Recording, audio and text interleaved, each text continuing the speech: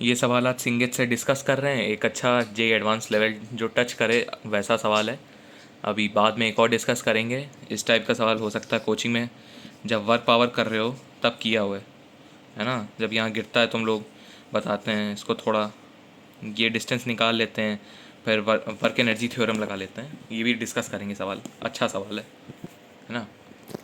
अब पहले ये सवाल करते हैं। ए और बी पोजीशन पे दो चार्जेस रखे हैं। ए वाला चार्ज मेरा फिक्स्ड है तो ऐसे रख देता हूँ मैं इसको, ठीक।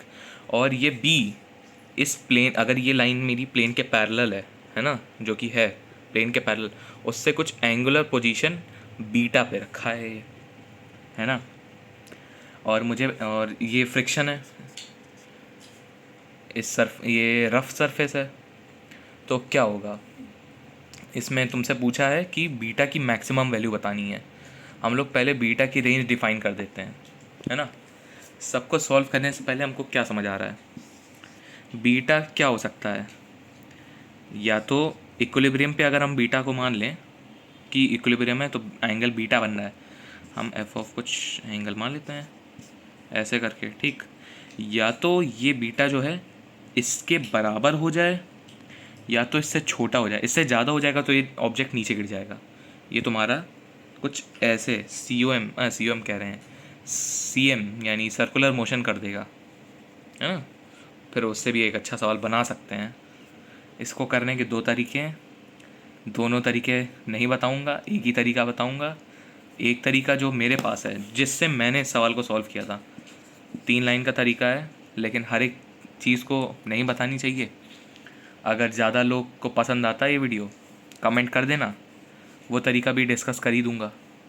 उससे तुम्हें कुछ नहीं, बस नेट फोर्स तुम्हें पता हुए और फ्रिक्शन का सवाल है और तुम्हें नेट फोर्स पता है और तुम्हें एंगल का खेल है या तुम्हें कोफिशिएंट बताना है कि कहाँ उसकी रेंज बतानी है, उसके अलावा बहुत सी ट्रिक्स हैं डायरेक्ट निकालने की, है ना। ट्रिक नहीं बोलूँगा, तरीका है वो, है ना।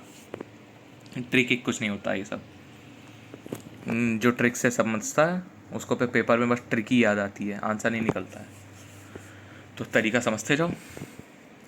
अब हम लोग एकदम क्लासिक अप्रोच लगाएंगे इसमें, जैसे हम लोग सॉल्व करते हैं। जो इनकी लाइन ऑफ एक्शन है इसी के अलॉन्ग फोर्स लग रहा होगा।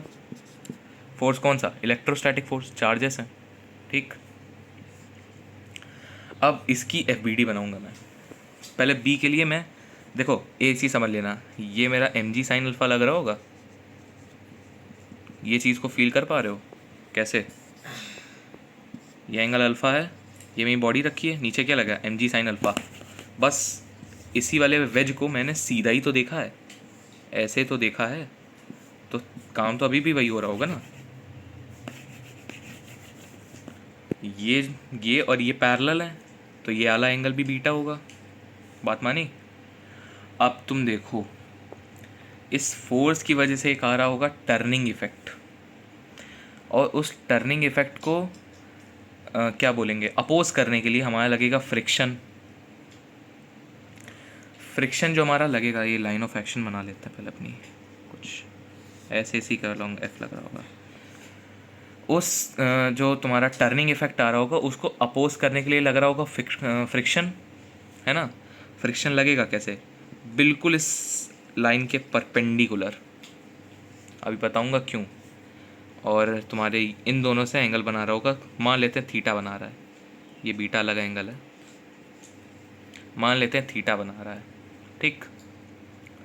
अभी बताऊंगा परपेंडिकुलर का नीड क्या आएगा। थीटा 90 रखना पड़ेगा इस सवाल में क्योंकि मैक्सिमम निकालना है, अभी बताएंगे कैसे। यहाँ पे हमारा लग रहा होगा फ्रिक्शन, बस इस फोर्स का यहीं तक काम था और कोई काम नहीं है इसका। अब देखो रिजॉल्व करने के लिए क्या, मैं पहले इस बी वाली बॉडी की एफ बी डी बना लेता हूँ। नीचे मेरा लग रहा है एम जी साइन अल्फ़ा, ऐसे बनाते हैं जैसे इसमें बने हैं। ये मेरा लगा एम जी साइन अल्फ़ा, ठीक।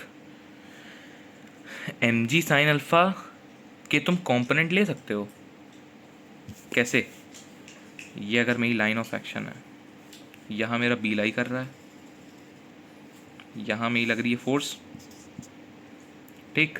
फ्रिक्शन के दो component, F cos theta F sine theta, है ना। तो ये लगा मेरा एफ साइन थीटा, ये लग रहा होगा मेरा एफ कॉस थीटा, ठीक।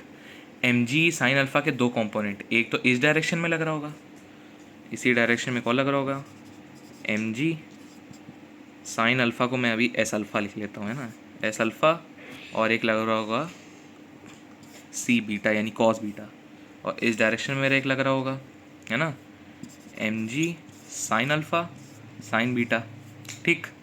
अब देखो हमें डिस्कस किसके बारे में करना है, किसके बारे में बात चल रही है हमारी, बीटा के बारे में, ठीक है। दो तरीके से इसको तुम डील कर सकते हो, या तो तुम इस फोर्स के अलोंग तुम इसको बैलेंस करो, जो कि करना बेवकूफ़ी है ना। सबसे बढ़िया इसको बैलेंस करना है एफ साइन थीटा की डायरेक्शन में, और ज़्यादा रीज़न पे मैं नहीं जाऊँगा क्योंकि ये सब तुमने फ्रिक्शन में पढ़ा होगा, या हो सकता है कुछ लोग डिस्कस करते हैं जब वर्क पावर पढ़ाते हैं। वर्क पावर में एक ऐसा सवाल है, अगर बोलो तो वो भी डिस्कस कर ही दूंगा मैं, सवाल ठीक लेवल का वो भी, है ना। हम लोग खेलेंगे किस पे, एफ साइन थीटा वाली डायरेक्शन पे। इसको ज़रा तो छोड़ो, अब इसको resolve, F sine theta, net force तो ज़ीरो हो रहा होगा, इक्विलिब्रियम पे हमें पार्टिकल चाहिए, एफ साइन थीटा बराबर एम जी साइन अल्फ़ा और साइन बीटा, ठीक है। एफ को क्या लिखोगे, नॉर्मल रिएक्शन, अगेन बहुत से बच्चे यहाँ डायरेक्ट एम जी डाल देंगे, बिल्कुल भी नहीं, बहुत बड़ी बेवकूफ़ी है।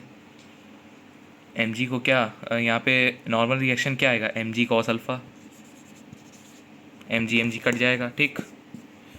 तो ये क्या बचेगा, mu cos alpha sine theta बराबर sine alpha sine beta.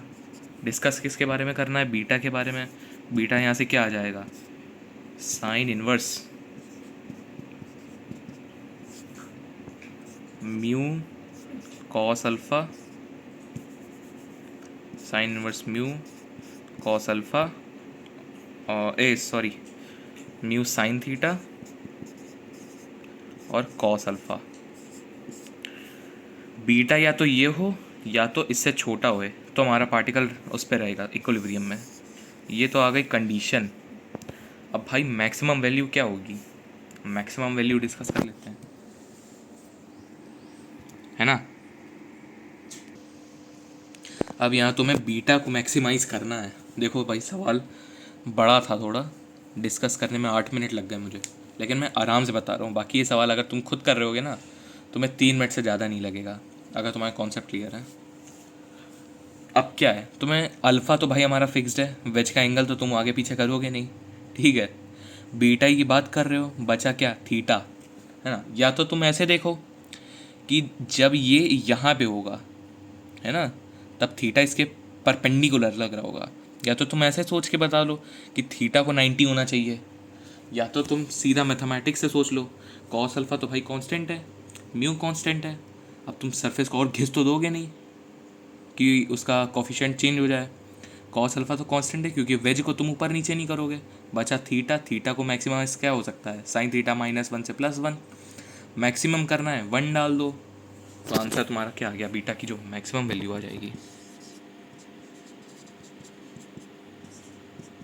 Sine inverse mu cos alpha. तो भाई ये हो गया तुम्हारा सवाल सॉल्व।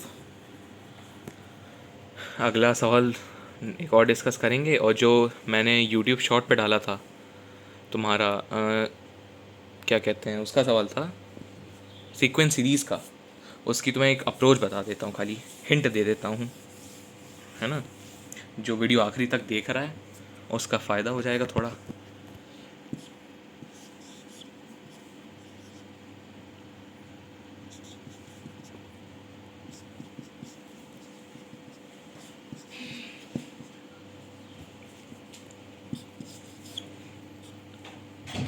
अच्छा, इस सवाल को मैं 3 तरीके से सॉल्व करता हूँ, है ना। 3 तरीके हैं इसको सॉल्व करने के, लेकिन वो वाला जो तरीका है ना वो काफ़ी लंबा तरीका है, लेकिन वो तुम्हें आना चाहिए सॉल्व करना, ठीक। ऐसे कुछ सवाल था तुम्हारा, यहाँ क्या लिखा था,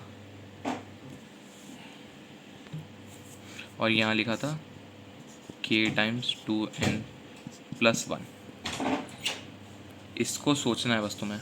और इसको कैसे ट्रांसफॉर्म करके लिखोगे, इंटीग्रेशन ऑफ 0 to 1 x⁻²n ऐसे की पावर k×2n dx।